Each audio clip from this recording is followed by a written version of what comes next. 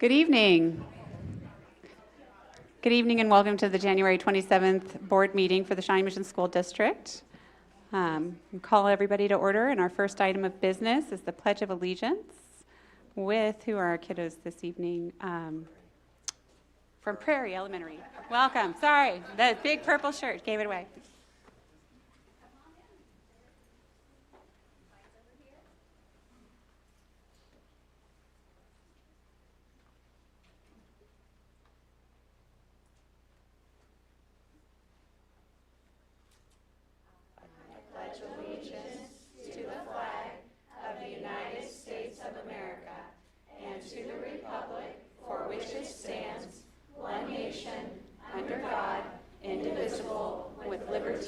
Justice for all.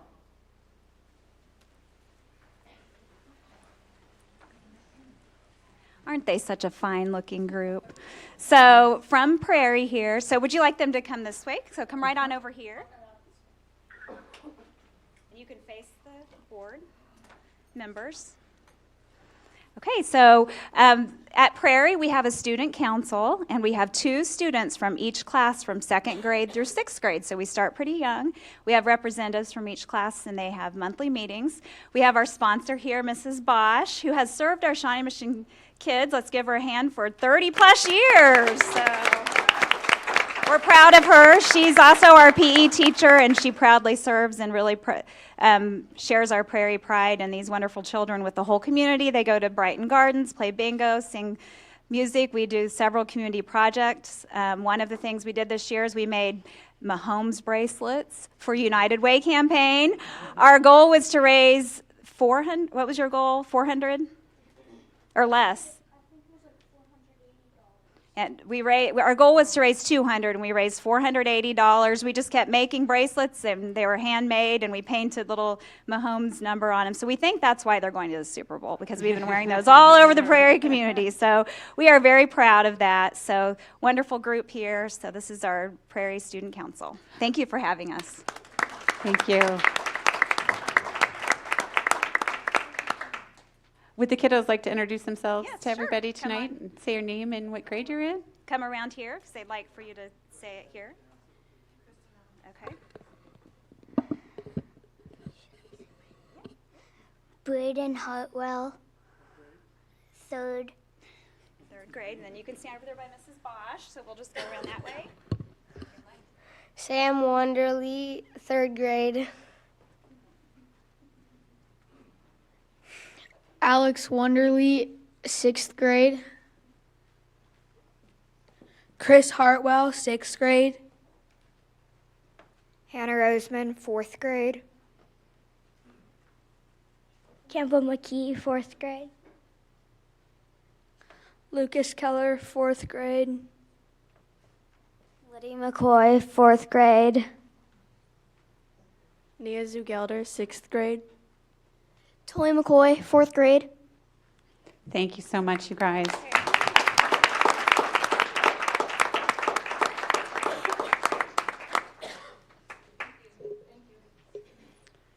Okay, we'll move on to 1.3, the adoption of the agenda. I'll seek a motion for that.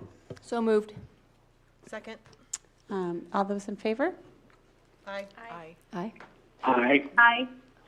Hi, Brad. Hi, Jamie. They're calling in this evening. Thank you, guys. So that was unanimous. Moving on to 1.4, approval of the minutes from the regular meeting on January 13th. So moved. Second. All those in favor? Aye. Aye. Aye. Aye. Anonymous. Moving on to 1.05, approval of the minutes from the special meeting, January 23rd. So moved. Second. All those in favor? Aye. Aye. Aye. Okay, and then moving on to 2.1, the superintendent report. Okay, thank you very much. Well, great to see everybody this evening. We're going to start off with, January is National Board of Education Appreciation Month. So on behalf of our students, staff, and community, I want to thank you, SMSD Board of Education, for the many hours that you give to our district. You know, you serve without pay, and you do so with a heart that is all about doing what's right for children. So we just want to take a moment to thank you for that. Thank you for being incredibly strong advocates for public education and for recognizing the importance that every child has what they need for personal success. So thank you for all that you do.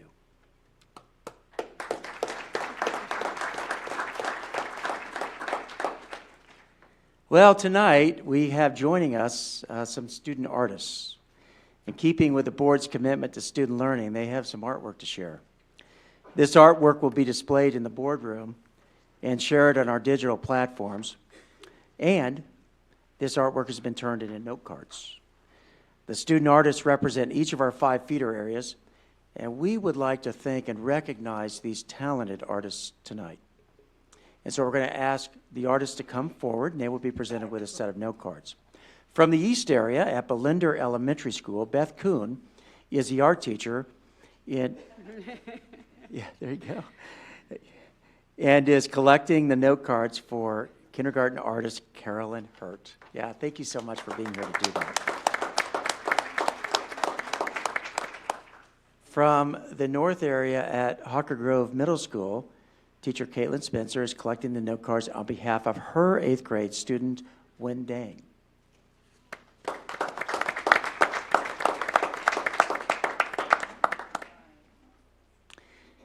Representing the Northwest area from Shawnee Mission Northwest High School is Savannah Minor, who is in 9th grade, and her teacher is Steph Cates.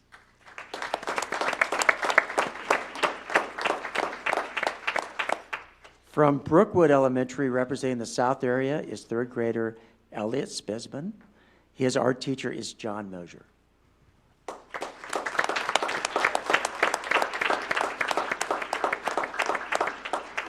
And finally, representing the West area from Comanche Elementary, we recognize Abby Dominguez in 6th grade, where Teresa McIntyre is her art teacher. Let's thank all of our talented artists.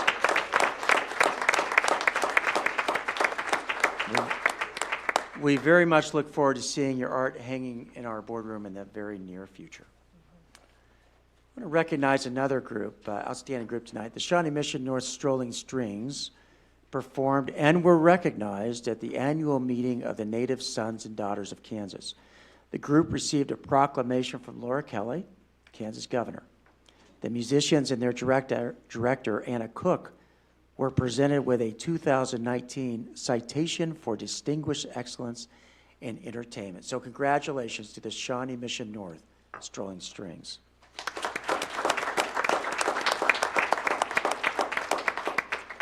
Last week, we hosted an event to recognize the milestone of 50 years as a unified school district.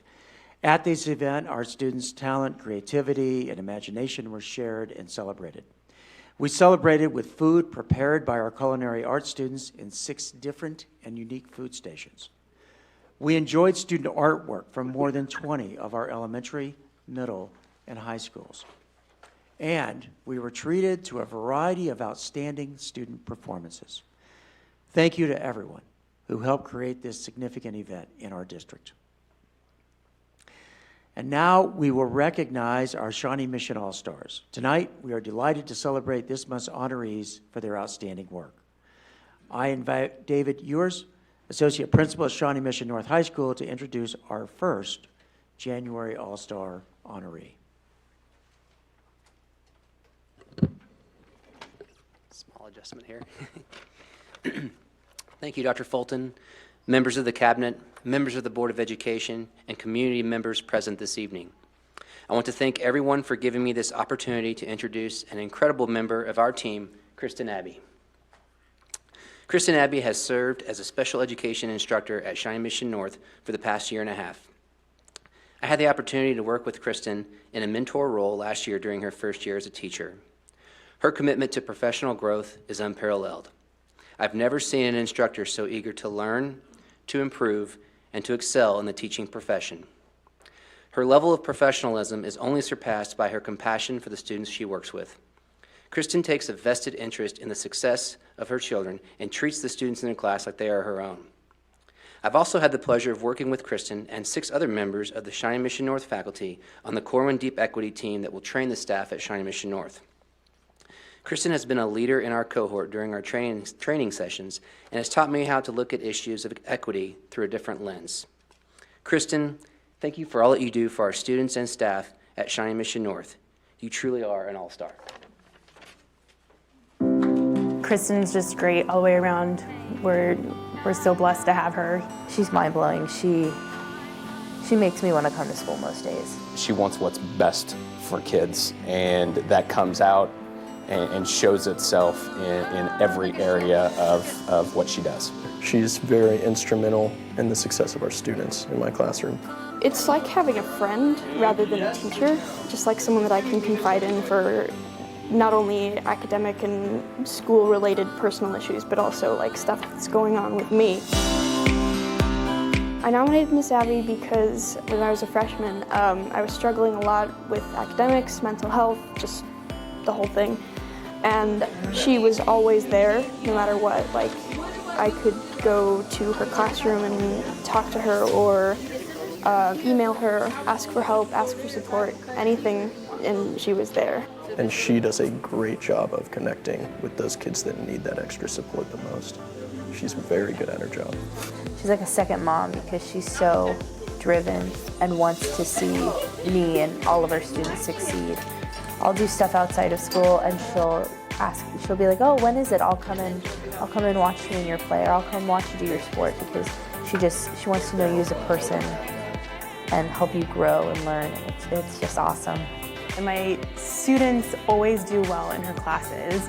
They always ask to work with her. They always say, oh, I'm going to do fine because Miss Abbey is working with me. You know, she's only in her second year of teaching, but so many of the skills that she brings to the table are well beyond 2 years of experience. She's just a genuine person. Congratulations, Kristin. You're an absolute all-star. Congratulations on your award and recognition. You deserve it. We love you, and we love having you on in our special education department. Hi, Miss Abbey. Thank you for everything that you've done for me and for the school and everyone else. You've been wonderful and a really good advocate for me and everyone. Kristin, congratulations on being the January All-Star for the Shawnee Mission School District. Obviously, all of us at Shawnee Mission North are extremely proud of you. Good job. Keep up the good work. Thank you, Miss Abbey, for all that you do. You'll never understand how much you mean to me, and I'm so very grateful for you. Thank you so much.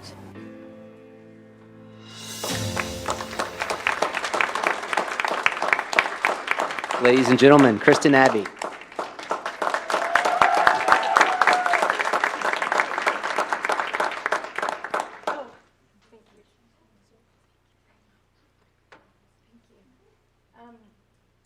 I've prepared a speech.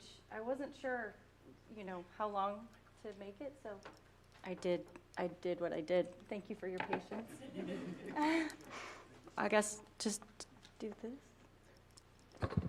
Okay. For me, the role of teacher is not a fixed thing. It is ever evolving and contingent upon learning from students and other participants in our shared learning spaces. As an educator, I've tried not to internalize hierarchies that alienate myself from my colleagues and my students. I see myself as a facilitator of learning, whose priorities include facilitating spaces that welcome conversation, community building, and empowerment. Spaces that foster mutual recognition between teachers and students. I would be remiss if I didn't explicitly acknowledge that students are absolutely essential in my development as both facilitator and student of learning in all areas of my life. I relish moments of shared vulnerability and growth, which may result from participation in the curriculum itself, or more often from the resulting discussions and activities. Indeed, the most powerful memories I have as a teacher are those moments when students challenge themselves, one another, and myself when confronted with normalized curricular content by speaking about their experiences and sharing their truths. This, a successful deviation from the set agenda, is when I feel most accomplished as a facilitator of learning, a role that I delight in sharing with my students. It should be said that although I am a teacher, I am also a case manager. I'm not always a fan of assigned titles and the subsequent duties. I may be a bit obstinate in that regard, I suppose. So rather than managing students, who of course are whole people, I find time to meet with and check in with them throughout the week. They often share stories from their personal lives with me. I share both special and insignificant going on in mine as well. As far as their progress in school and in their personal goals for transition into the community, we discuss strengths, celebrations, and areas for improvement. Having built a mutual trust together, we problem solve together. The students I support enjoy being challenged. What's more, they can handle it. And you'd better believe they challenge me. Some of the most refreshing times in my career are those when students have challenged me, or frankly called me out.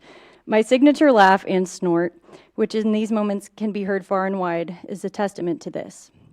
So through text messages, emails, FaceTime, phone calls, random moments of flagging each other down in hallways, doorways, and stairwells, my students, their parents, and myself create plans together. Life plans, school plans, self-care plans, always prioritizing and centering the strengths and interests of the student. With the necessary documentation of such meetings and plan developing comes paperwork, right? Scanning these documents, I find myself typing the words self-advocacy often. What precedes the self-advocacy, though, and this is what students, parents, and I always talk about, is the necessity for students to know and believe themselves to be whole. It is so necessary for the students I support to be given the tools to empower themselves so that they are able to lead and to live full lives during this time that I know them, and also once they enter the world as self-proclaimed important and necessary members of society. If they recognize that they deserve happiness and fulfillment, and that the educational setting is theirs to occupy, then they are able to claim space within the walls of our school, as well as in the larger community. After having this conversation with myself many times in my 6.5 years in education, I have resolved not to be surprised when students demonstrate the capacity to connect, innovate, and love in ways that challenge societal norms. They often exercise critical thought, patience, and understanding for themselves, their peers, and even me in times when I feel stretched most thin.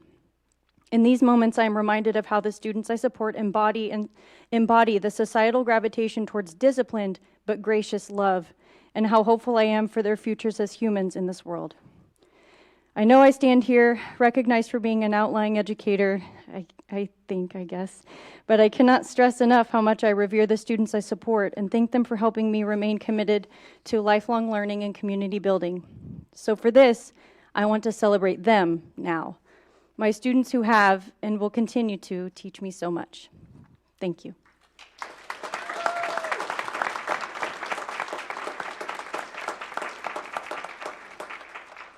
Thank you so much, and congratulations. And now let me welcome Chris Lowe, principal at Corinth Elementary, who will introduce the January All-Star from his school. Good evening. Thank you so much to the Board of Education, the Cabinet, and the Communications Department for taking time to recognize our amazing staff in the Shawnee Mission School District. Today I get to introduce Tanya Krisnik. Tanya is an educational aide at Corinth Elementary and has been working with students, teachers, in our community for 15 years. As an educational aide, Tanya supports students in small group settings, works with students one-on-one, provides supervision in the lunchroom, classrooms, and honestly, anywhere she's needed. What really sets Tanya apart is her ability to build quality relationships with all of our students. Tanya cares about our students well beyond 310 every day. Tanya also brings an amazing spirit to school every day. I like to think I bring the most energy to school every day. However, Tanya, I will admit, has me beat. She lifts up those around her each day, and I can't tell you how lucky we are to have her not only at Corinth, but supporting the Shawnee Mission School District.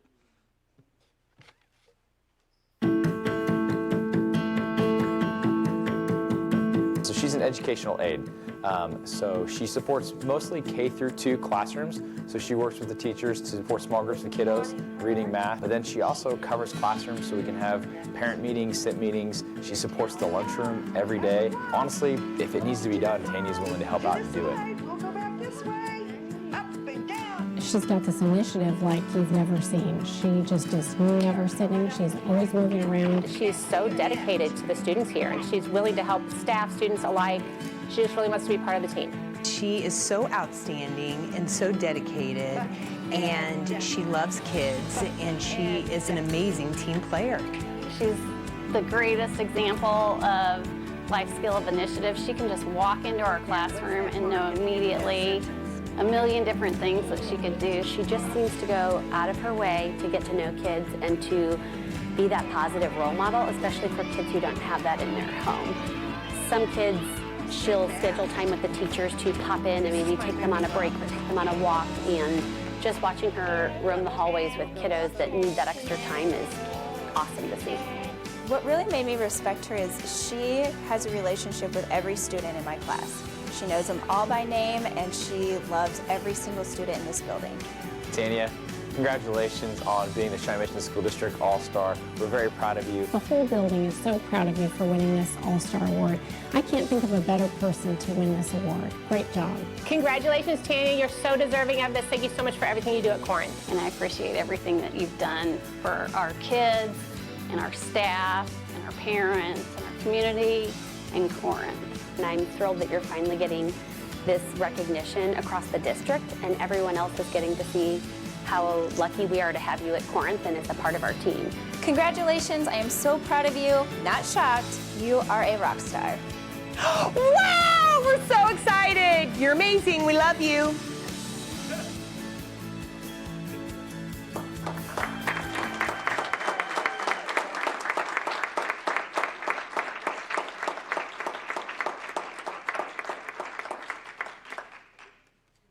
Thank you. Okay. Wow, that was pretty good. I want to thank the board tonight for recognizing me. I love my job. I get to go to work every day in a school and be with kids. So that's so special. To my awesome Corinth staff back there, they go way overboard and beyond, helping students every day, and I get to work with that staff. I love my job, and of course, all the students. If it wasn't for those students, they make my day. So a big shout out to our Corinth students. Go Dragons. Thank you.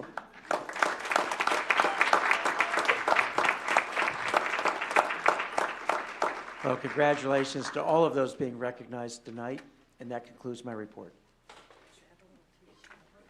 Okay, moving on to the board report. Jamie, can you hear me? Do you have hi. Hi, do you have a SMAC PTA report for us tonight? Just a brief one. I received a wonderful welcome letter from SMAC PTA, and I will be attending my first meeting on a week from today, next Monday. Great, thanks. And then Dr. Sinclair, I don't know, you probably haven't had an opportunity to attend a foundation meeting yet, so. Okay, well, we'll skip over that then. And then Reverend Guy, do you have a KASB Board of Directors report? Yes, last week, several of us attended advocacy days in Topeka. Dr. Sinclair was there, Mr. Stratton was there, and myself. And that was a 2-day conference about educational issues and how to advocate for our students and the things that we need as a district. So on Tuesday, the first day, I've lost track of what day it was, we heard from the Secretary of State and the Attorney General here in Kansas, and then went to the State House and wandered around and spoke to actually most of our Shawnee Mission legislators that day. And then we attended the State of the State address by Governor Kelly that evening. The next morning there were different breakout sessions, and so the three of us decided we would each attend different things to learn about all of the many advocacy issues out there. So I went to one on Medicaid expansion, LGBTQ policy, and the mental health initiative from the state, the pilot. So I'll let Dr. Sinclair tell you about the things that she did. And then after that, the KASB board met. So I had a board meeting that next day in the afternoon as well. And and then I also, as part of KASB, was able to attend the dinner last Friday night, the Native Sons and Daughters, where they recognized not only the Shawnee Mission North Strolling Strings, but also Dale Dennis for a lifetime of service to the children in public education here in Kansas. So that was a wonderful evening to see him honored for all of his work. on behalf of public education, and to get to see the Strolling Strings not only perform, but to get their citations. So that was wonderful as well. The next event I want to make sure that the whole board is aware, well, I guess I should say the women on the board are aware of, is that KASB is having a Women in Leadership Conference March 24th and 25th that will be in Manhattan. And one of the keynotes is Sarah Smarsh, who wrote Heartland. Mrs. Owsley went last year, I believe, and I've heard that it was a wonderful event. It was the first time they had it last year, so this is the second. So I'm planning to go, and I hope maybe others will be able to participate in that as well. And that's my report. Thank you. You're facilitating at that, right? You have a breakout session you're facilitating? John Heim has told me that I am doing were something voluntold? at that, that women in, yeah, I think I'm facilitating the board member breakout. Well, thank you. Yeah. And so now back to you, Dr. Sinclair, for the KSB legislative update. So the committee does not meet after the session has begun, but I would encourage board members and our patrons to look to the kasb.org website under advocacy to follow along. They also have regular updates along with our lobbyist, Dr. Little. That would also be posted to the Shawnee Mission website. So those are two great sources to follow along. At the workshop, I attended one on special education, on the bullying task force, getting an update from that, and then also on the governor's budget. And then Mr. Stratton attended 3 other sessions, so we kind of try to divide and conquer and hit all of the key topics. He attended one on early childhood, and Mr. Stratton, I can't remember which other ones you attended, but it was very informative. Okay. Yeah, thanks. Thanks. Sarah, do you have anything on the Policy Review Committee? I don't, other than our committee has is undergoing some changes on personnel on the committee since Ms. Sela is no longer on the board, and so I guess Jessica, Ms. Hembry is going to be joining me, according to this, and another member, I would imagine. So we'll get back going in February with meetings scheduled. Great, thank you.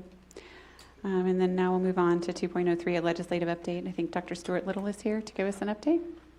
He is, and Dr. Little will provide his report, and there'll be a written report to follow in your board documentation.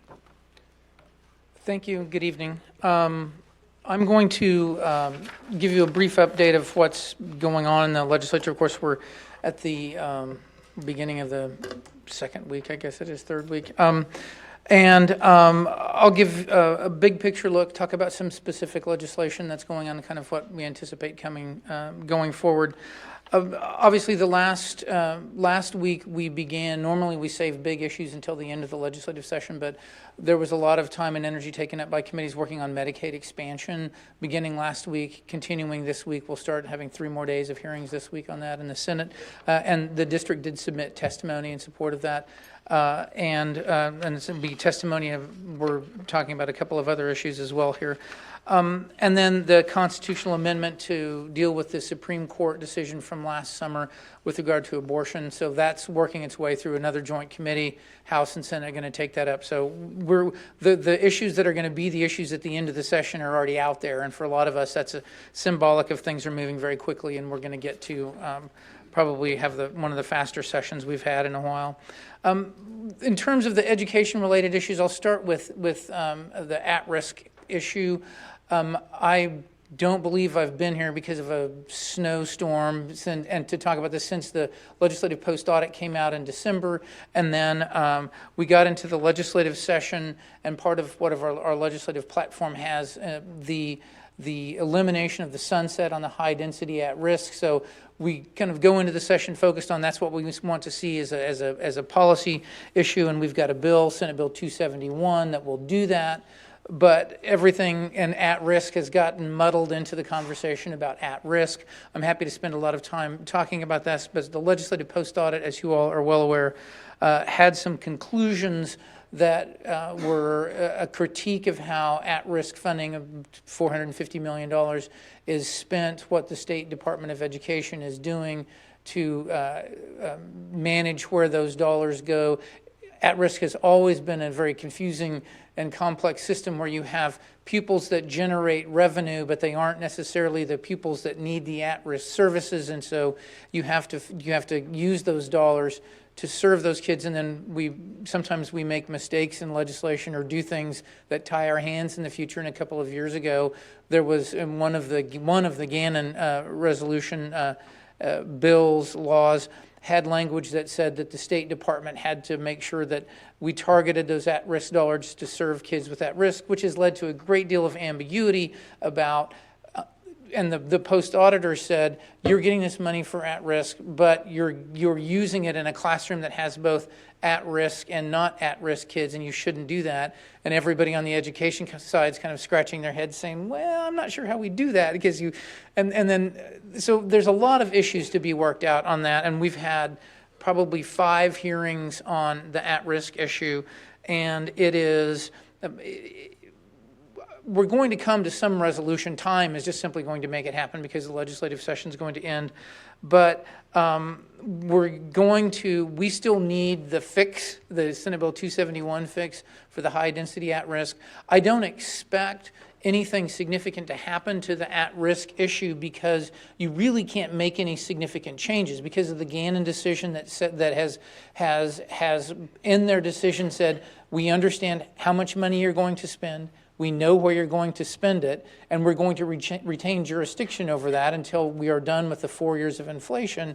If we make any adjustments to anything that's going on in the formula, we're automatically going to be back in court, I would suspect, because the plaintiffs aren't going to let those kind of things happen. So we're going to probably have a lot of talk about what to do. I think fundamentally for us as a school district, what we should be on the lookout for is if well-intentioned folks try to put more constraints and limits and guidelines on where we spend those resources, that's going to tie those dollars up even more and make it more of a challenge.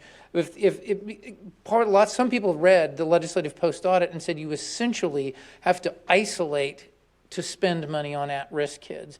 And that simply just practically and pragmatically cannot happen. But so we're going to have to deal with some policy issues that folks may, because they know they can't make adjustments to the funding, but may put some constraints on it. So that's what we'll be watching for. I think we're just now kind of after 2 weeks of talking about this, people who want to make some changes are beginning to think about what they want to do. And of course, one of the issues that we always have is the ambiguity of an issue means that people that are critical of the system pick on those points to start make those issues. So we're watching out for that. I'm happy to pause there and answer some questions related to at-risk or move on through. I'm not going to take a tremendous amount of time, Madam President, whatever you'd like to do. Dr. Sinclair? I would say keep going. You want to keep going? Okay, we'll keep going. Okay. So I have as well on here a couple of other issues that have come up, and I'm loosely, as we're getting bills, and we are not getting a ton of bills this year, which is a wonderful thing from someone in my position because there's not as much to report on, but it's also because I think the legislative session is going to go quickly, and folks are going to be limiting what they're doing. There are a couple of things that are coming up that are worth noting. On Wednesday, there's a hearing on a bill that would prohibit school districts from becoming involved in contingency fee lawsuits. So the Jewel lawsuit, for example, some local jurisdictions have sued opioid manufacturers and those kinds of things.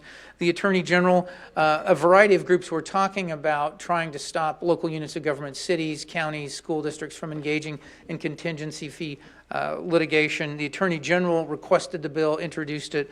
It'll get a hearing in the Judiciary Committee, and we have prepared testimony, and we'll be submitting testimony in opposition to that bill. The other issue that's come up this week was the House Bill 2465, which is an amendment to the low-income student scholarship program, which is the program that now for, I guess, maybe in the 4th year of this, which was the scholarship program where folks could donate to that as get a tax credit, and then it would began as a program designed to target students, poor performing schools, students at risk. You had to be at risk in a poor performing school, and then you would be eligible for this scholarship and be able to take that to a non-public educational institution, and those resources would go.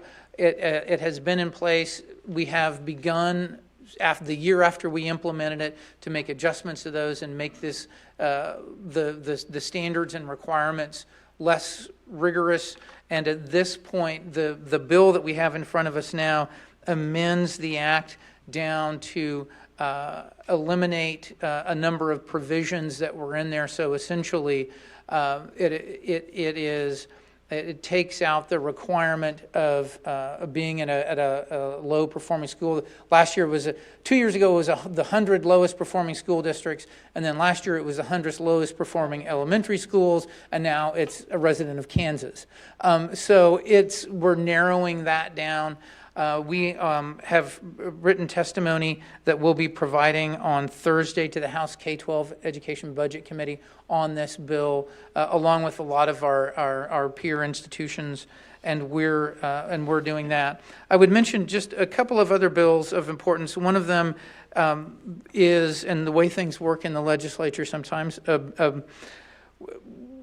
there was a draft of a bill that has an impact on student work programs, where attempting to address some of the ambiguity about a student going to a work program, who has the liability going in transit and while you're at an employer's facility. And there was a bill that was introduced today that is allegedly supposed to have a hearing on Thursday. So Mr. Smith and I may be crafting some testimony pretty quickly if that comes up. But it essentially puts all of the liability on the school district from the time essentially a student gets in a vehicle to go to a work program. At the work program until they come back, the district is responsible for that, while you have no control over what's happening at the work environment and those kind of things. So we'll likely have a discussion about that. That's a relatively significant issue. There are a couple of other, things in the written report. Probably the last thing I would mention to you, and I'm just kind of keeping an eye on this, there's a bill, Senate Bill 299, that was introduced, and it essentially moves school districts that have over 5,000 students into the state school election finance law, which would make you all seeking office in the same election finance category as folks running for statewide office or the legislature or those kinds of things. So it would have the same reporting requirements, the same caps on fundraising and those kind of things. I note with interest that it also makes specific reference to participation in partisan primary activities, which makes me wonder if this opens up the door to raise the issue of partisan elections. So it doesn't have a hearing yet, but it showed up and we're all kind of eyeing it to see what happens. I'm happy to answer any questions you might have about these or other topics. I'm attempting to be mindful of your time tonight. Does anybody have any questions? Yes, Dr. Sinclair. My question actually might be more for Dr. Bolton. So you've already drafted a couple of pieces of testimony for some of these earlier bills. And is there, I don't know what the strategy is or the logistics for posting that testimony to the website? I'm thinking that there is the tax credit scholarship expansion bill. That's one that the Shawnee Mission Area Council, PTA, and Education First tracks that one pretty closely and probably would be sending out action alerts to the parents and patrons of Shawnee Mission.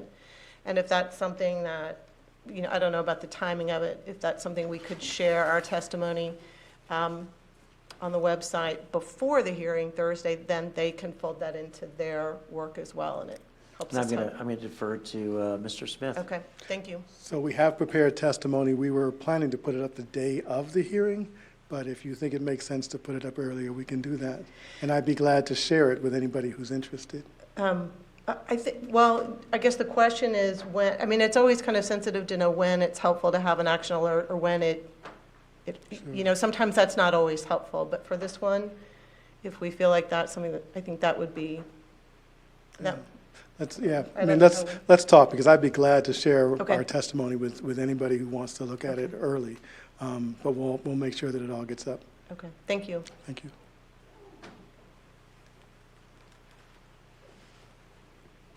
Okay, well, that was a lot of information. Sorry if that was too much. I might just go back a little bit to the beginning, because I think the the voucher, our opposition to the voucher bill is clear, but also we need that sunset provision that directly impacts our funding for next year if that sunset provision doesn't go away on the at-risk dollars. So there was a lot of information on the at-risk portion there. I did not catch. Is there a bill already? Is there something for education advocates to look to rely on that one, or? There is. It is Senate Bill 271, and it's in the report. So when it gets posted on the website, people can find that. And there's a link on there too. So if you need to find the bill, it can guide you to that. It is in the Senate Education Committee. It is awaiting a hearing. They're going through informational briefings on topics at this point. The nice thing is that this is a shared concern from a variety of other large school districts who participate in this program. So it's not going to go away, but it's not something that we've had any hearings on yet. And I think that our desire for that sunset provision to leave is also in the legislative platform that we're approving tonight for the 6 Johnson County school districts. Is that not in there? Oh, well, that one didn't make it. Never mind. Well, in any event, we're still wanting that one to go away. And then I have a question related to the at-risk.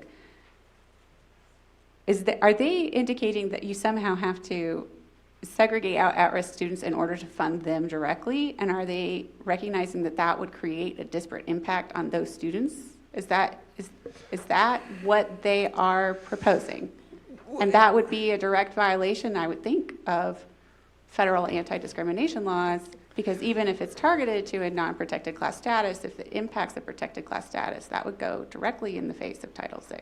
Is that what is being discussed? Well, you raise interesting questions, and then there are probably several other here who can weigh in on this, have read the audits, but and they have argued the argument in the audit, by my recollection, I stand to be corrected, this said that the dollars are being used to pay a teacher that's in a classroom that has both at-risk and not at-risk students. And they suggested that that is not the way it is supposed to, the dollars are supposed to be spent. And then when they gave their oral presentations, which they've done at least 5 times since the session began, they came to the verge almost of segmenting out at-risk kids as the only solution to get around that. And so all of the education folks are saying, no, you can't do that. That's not how this works. There's got to be a better way to do this. You need to acknowledge that. I think one of the issues is post-audit was attempting to be very strict and saying, this is what the law says. The dollars can be used for these pupils, period. And then when they looked at the audit, they said, oh, people besides those pupils are in a classroom, you're not following the rule. And it's almost like the law, the direction that the State Department of Ed got was so specific that it doesn't leave any latitude for reality and for what you're doing, because your options are either you have to do it that way or you're getting into the realm of moving kids out of a classroom to teach them.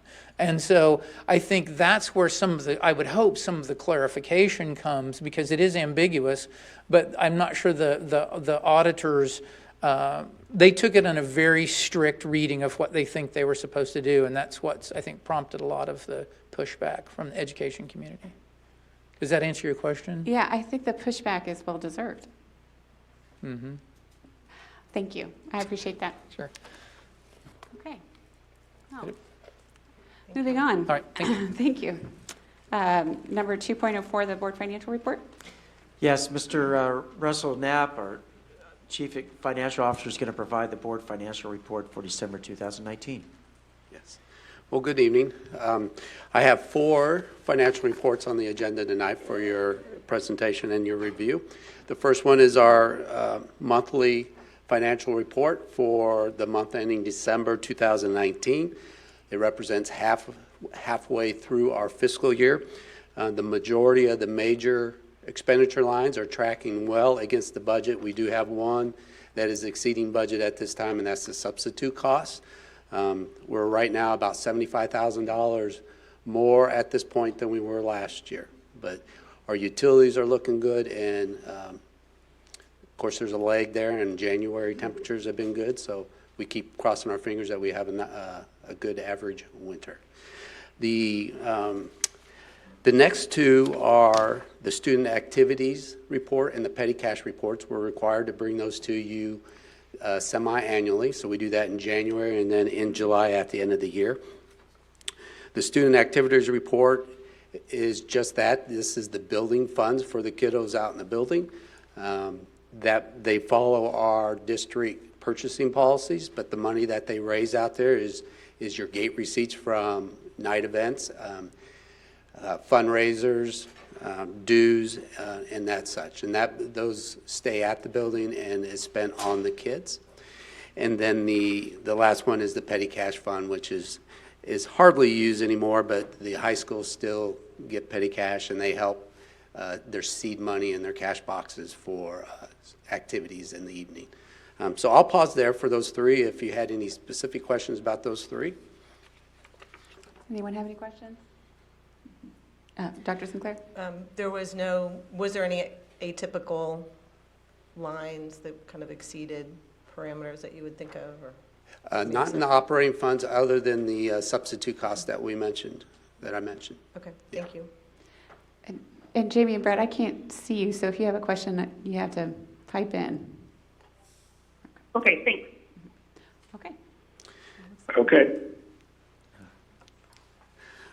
Okay, so the last report is our comprehensive annual financial report, often referred to as CAFR. And this is our independent audit report that we are required to do by state statute annually. So it's done by an accounting firm, independent accounting firm. And this is as of June 30th, 2019.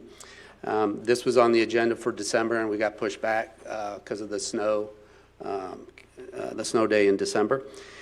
This report is filed with the two state departments, the Federal Audit Clearinghouse, and then there's one more that I filed this with, the Financial Reporting Data Warehouse, which is also called EMA.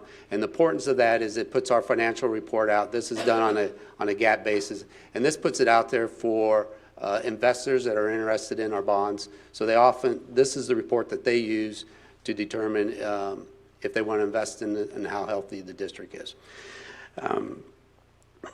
So I brought Abram Crislip, that you met before. He's been here before. He's with Meishauser. He's the audit manager that has conducted the audit. So I'll bring Abram up, and he'll talk a little bit, and if we have any questions, we can answer this for you. Good evening. I'll try to just touch quickly on the key components of the audit, and then as Russ said, if there's any questions, I'm more than happy to answer those. Basically, there's kind of three main components of the audit. The first of which is simply to express an opinion on these financial statements taken as a whole. And our opinion can be found at the bottom of page 1 of the report, and it is what's known as an unqualified opinion. There's a number of different audit opinions that we can express. This is the highest, and it just simply means that we believe these financial statements are presented fairly in all material respects with the U.S. Generally accepted accounting principles. Again, this is the highest that we can express and reflects very positively on financial management here at the district. The other two kind of key components of the audit are there because the district spends more than $750,000 annually in federal aid. When that threshold is passed, it requires some additional audit procedures known as a single audit to be implemented. And the federal government kind of lays out a series of objectives, and then we have to go through those objectives and audit to them. So I'm going to skip kind of a huge chunk of the middle of the financial statements. The middle is all of the required schedules, note disclosures, the stats section, kind of all the things that we really can't go over in a setting like this. So I'm going to jump clear to the back, page 104, and this is the schedule of expenditures of federal awards, and it shows that the district spent just a little over $17 million in federal aid this past fiscal year across a number of different grants. We are required to audit at least 20% of those federal expenditures each year, and we're also required to audit every major program at least once every 3 years. So they're kind of on a rotating basis. This past fiscal year, we selected the Title I program, and auditing that program met both thresholds for us. And we are required to report to you any findings we had in relation to internal controls or in relation to compliance with that federal program. In addition, because we do this special single audit, we're also required to look at the district as a whole and report any internal control deficiencies or non-compliance with any other areas within the district in regard to finances. So the schedule that kind of lays out the results of those last two main components of the audit is on page 106. And you can see that there's just sort of a column with a bunch of no's checked, meaning we did not find any internal control deficiencies. We did not find any significant non-compliance. Again, this is exactly the result you'd want to see and has been the result the last several years for this audit. So that's kind of the audit in a nutshell. If you have questions, I'm more than happy to address those at this time. Does anyone have any questions? Doesn't? No? Oh, Dr. Sinclair? This is just more about what you look for in this, on page 31, it's looking at fund balance reserves. What, as an audit, do you look for in that part of the review? Is that? We don't necessarily have any particular areas that we're looking at there. I mean, there are obviously requirements fund by fund that you cannot be over budget and you cannot run your cash balances into the negative. But there is not a requirement from our standpoint to look at a ratio or anything along those lines. So we simply report the fund balances across each fund that are on the books and make sure that the accounting is correct over those. But Thank you. Jessica? I have a question that I think is probably best for Mr. Knapp. It's a newbie question. What audits are we subject to as a district? Is this the only audit we participate in for a given fiscal year, or what other audits do we participate in? We get audited twice by the Kansas State Department of Education. They come in July and they audit our special education claim for our teachers and paras. And then they come back in usually late October and do our head count, our September 20th head count, and they do that audit. And they also do some financial audits at that same time. But because of the size, Abrams Group does that single audit act. And so this is our only independent audit that we get. The others are government agencies that are doing the auditing. Yeah, that's correct. And how, just process-wise, how frequently do we rebid who does our audit? I know there have been concerns in the past about people using the same auditor for too long. Well, we're in the process of rebidding it right now. The timeline is to bring a new recommendation on February 24th to the board is our goal. Meishauser is getting out of the local government auditing business. The 140-page auditing business? Got it. So this will be our last time we have Abram here. He's done a great job for us, so I appreciate it. But yeah, we'll be bringing a recommendation here, hopefully in that second board meeting in February. Wonderful. Thank you. Mm-hmm. Thank you both. Okay, and moving on to public comment. Public comment occurs at every regularly scheduled Board of Education meeting. If you would like to address the board during public comment, we ask that you complete the public comment information card prior to the meeting and provide it to the board clerk. Please get it to her at least 10 minutes prior to the start of the meeting. Requests for auxiliary aids or services for persons needing assistance can be made to Terry as well. With advance notice, we can make sure that those are in place for you. There are a few reminders that we have for speakers when they're making their remarks. Please proceed to the podium when your name is called and share your name, city of residency, what schools, if relevant for yourself, and the name of any group or organization you're representing. Please limit your remarks to 3 minutes. I will note when 3 minutes is up for every speaker, regardless of whatever it is that they're talking on, just to make sure that we're applying that equally across the board to everyone. In consideration of everyone's time, please select a group spokesperson to represent your interests, or you may choose to pass when your name is called if a previous speaker has already expressed your concerns. Written comments and materials can be accepted and should be given to the clerk for distribution, and we request that you provide 8 copies, so all of us and Dr. Fulton can each receive a copy. Please make your comments while remaining behind the podium. Complaints regarding specific students or staff should first be addressed to the administration in accordance with Board Policy KN. And this would allow us to consider hearing such complaints in executive session in order to protect privacy rights for both students and for staff members. If comments pertain to an item on the meeting's agenda, I may ask Dr. Fulton or his designee to address the comments if he's able to at that time. And generally, responses from board members during public comment will be limited only to clarifying questions. So on that note, we have one person this evening for public comment, and that is Abigail Anna Williams.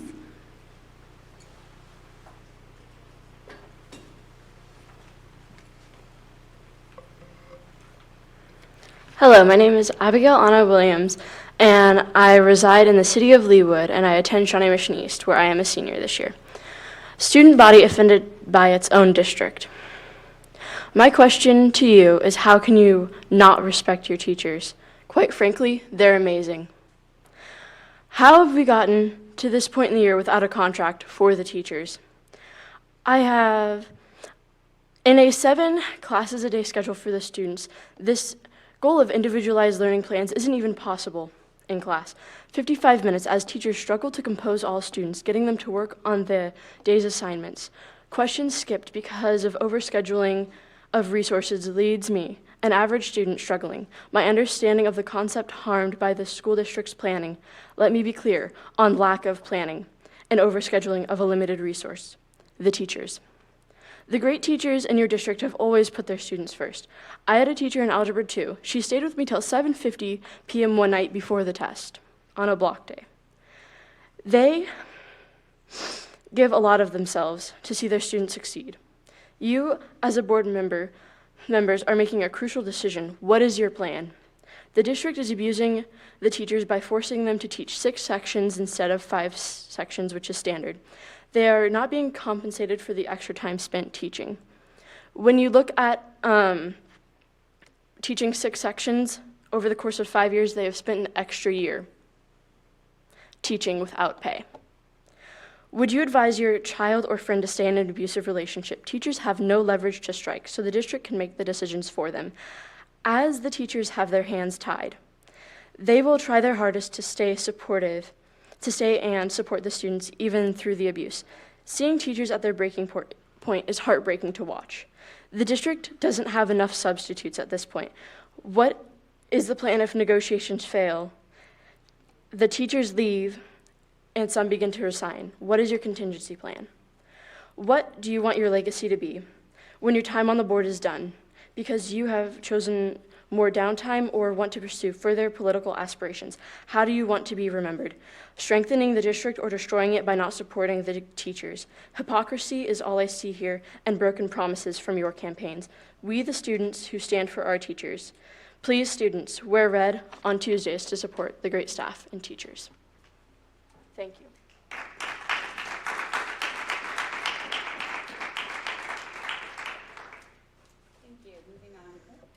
Sorry about that. Thank you. Moving on to the consent agenda, or the consent items on 4.1. I'm going to seek a motion to approve. So moved. I ask this newbie question. I would really like to have some discussion on 4.03. Oh, yeah. Would you like to make a motion to remove 4.03 from the consent agenda? Yes, I would. Thank you. Okay. We will. All right, then I will seek a motion to approve the consent agenda minus 4.03, which we will then move to vote on afterwards, correct? Singly, by itself. Move it into action. Okay. Seeking the motion. You Move to do that? Okay, so then I'll ask for a second. Second. All right, all those in favor? Aye. Aye. I heard Jamie on there, right? Mm-hmm. Okay, so that was unanimous? Okay.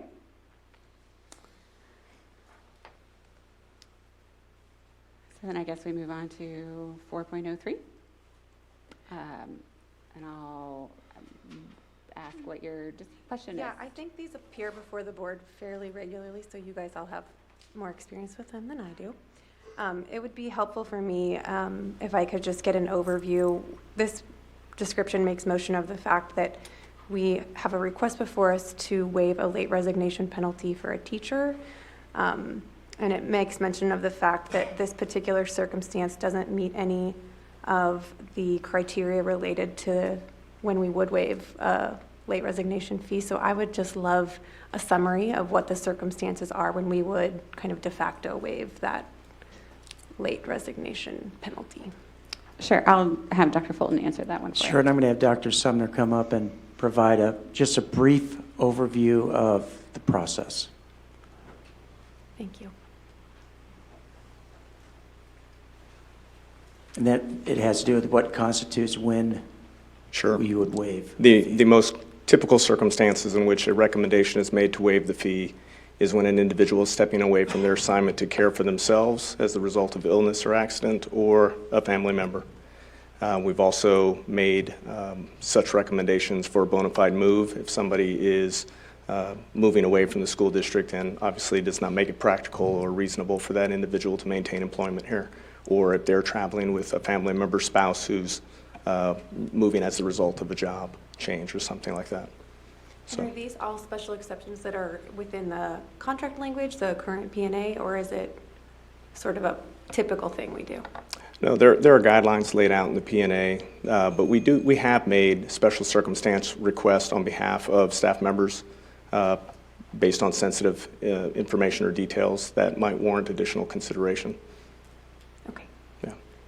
Thank you. Okay. Thank you, Mr. Sumner, or Dr. Sumner. Sorry about that. So I'm going to seek a motion to approve 4.03. Do you want to? Do you want to make the motion since you pulled it, or do you? Sure. I'll make a motion to approve 4.03. Okay. I'll second that. Okay. All those in favor? Aye. Aye. Okay. So, yes, Sarah seconded. Okay. What? No, I didn't hear any opposed. I just heard ayes. And then that'll put us down into the action items 5.1, the approval of the Johnson County School District Joint Legislative Platform Priorities. Do you have? Okay, so this was a document that was put together by the boards of education, and superintendents were also part of that process by the 6 Johnson County school districts, and it represents the common agreement among the districts on hot topics. It doesn't hit every issue. It's short by design, but it does get to those issues that do impact every school district in Johnson County. Okay. I guess I'll seek a motion to approve. We don't need to go over what all each individual parts are. I'd make a motion. Second. Second. Okay. We'll have Brad second so that he can be participating from afar. Mary did. All those in favor? Aye. Aye. Aye. And moving on to 5.2, appointment of Finance and Facilities Committee members. Now this is the Finance and Facilities Committee. I'll speak on this for just a minute. That we just formed under Brad's leadership, and each member of the board selected an appointee to be on the committee, and then 2 board members volunteered to participate as well. And so the names from the selected folks are there. I can go ahead and read them out loud so people listening can hear. From the east area, we have Melissa Rooker. From the north area, Susan Metzger. From the northwest area, Ryan Weiniger. From the south area, Gary Strout. From the west area, Angelique Rodriguez-Gunyon. And from an at-large appointment, Chris White, and then another at-large appointment for Susan Lindahl. And the board members are Brad Stratton and Dr. Sinclair. So we need a motion to approve our new board. I'll move approval. Second. Okay. All those in favor? Aye. Aye. That was unanimous. I didn't hear. Okay. Did I hear Jamie? I think I did. I should have let you second, Okay. Brad, sorry. Okay. Well, congratulations to all of those who now have a non-paid volunteer position to go over lots of numbers with Russ. Have fun with that. Actually, that'll be really good. I shouldn't bring my sarcasm to the board. I apologize. No offense, Russ. All right, moving on to 5.3, approval of the train performance contract for the HVAC equipment. And I'll let Dr. Fulton speak to this. Yes, this is part of a performance contract that we have with Train to address air quality improvements, HVAC controls, HVAC equipment replacement, and so on at Arrowhead, Shawnee Mission East, and Shawnee Mission South High School. Okay. All right, going to seek a motion to approve. So moved. Second. Thank you. All those in favor? Aye. Aye. Aye. And no one is opposed to air conditioning. So 5.3 passes, and we're moving on to 5.4. Approval of the appointment of the district negotiations team for NEA Shawnee Mission for tomorrow. Yes, we have a negotiations team, but we're adding to that team Mr. Greg Goheen. He is the district's legal counsel, and we're adding him to that team. Okay. I'll seek a motion to approve. I'll make a motion. A second. Second. Thank you. That was Jessica who seconded and Dr. Sinclair who made the motion. All those in favor? Aye. Aye. Aye. That was unanimous. I didn't hear anybody missing. And that gets us to the end of our action items and on to board comments. So I will look to see who has board comments this evening. Dr. Sinclair? I would like to extend a thank you to all of the applicants for the Finance and Facilities Committee. In the East area alone, there were a significant number of applicants that reflected, over 150 years of experience across either finance or facilities. I wish I could have appointed more than one. And I hope those of you who applied will maybe stay available for consultation or something. That was I appreciate the commitment to that. So, thank you. Brad or Jamie, do you have comments and I can't see you? Yes, please. I wanted to give a little shout out to Mr. Flora, the principal of Shawnee Elementary. I had the great privilege of touring Shawnee last week, and I was just very impressed with Shawnee. Their staff was amazing. Of course, their kids were just so smart and could not have been any cuter. I really appreciate the fact that Shawnee is meeting the kids where they're at. They have mobile food pantries, and they have just different areas that they're exposing kids to just a wonderful array of opportunities like sewing, 3D printers. They have a growing number of kids in enhanced math, and I'm just very impressed with all the great work that's being done at Shawnee. In addition, I just wanted to give a shout out to the entire district and Kindness Week. There are so many great things happening in our district with Kindness Week this week, and I just can't keep up with it all, but every single thing is just so happy, and I hope that we can continue that kindness and that same spirit of one community in the weeks and months ahead. Thank you.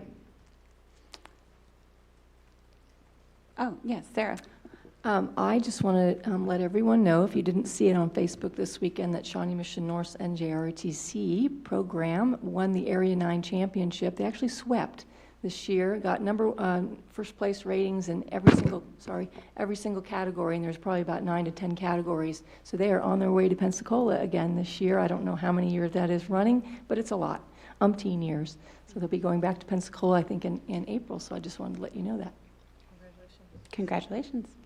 And I'll share just a quick thank you to John Deemer Elementary. They do a Monday morning social emotional learning activity as a whole school, and they invited me to come and observe this morning, and it was a lovely way to start Kindness Week. Okay. Well, that being said, it looks like we are wrapping up. Heather? Yes, Brad. Heather? Yes. Yeah, Brad, we'll give you an opportunity. I just wanted to say that I really, really hope that we are given the opportunity to make a very difficult decision, and that is calling a red snow day in one more week. So go Chiefs, and we hope we have to make that decision in a week. Go Chiefs. Thank you, Brad, for your learned insight. Thank you very much, everyone, for attending this evening. I'm going to seek a motion from Dr. Sinclair to send us into executive session. And actually, can we have a 5-minute window between now and when that starts as well? Okay, so I move we go into executive session to discuss negotiations pursuant to the exception for employee negotiations under COMA, and the board will reconvene in the room at 7:15, and we'll meet until when? Should we start with 45 minutes till 8? And we can extend after 8, and there'll be no further business. There'll be no further business when we come back from this executive session. Okay, so that's the motion. Do we have a second? I'll second. Thank you. Second. Sorry. All right, all those in favor? Aye. Aye. And none opposed? Thank you very much, everyone. And we're going to hang up here.